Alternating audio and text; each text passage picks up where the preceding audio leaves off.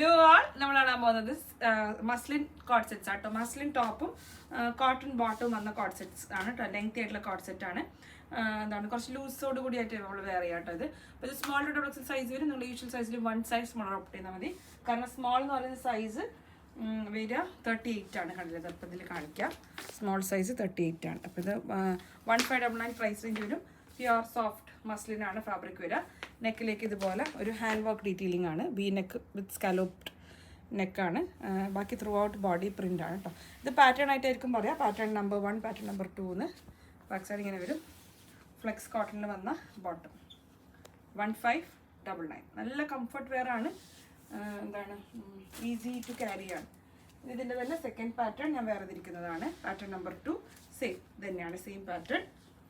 നെക്കിലേക്ക് ആ ഒരു hand work detail, throughout body print with flex cotton fabric bottom.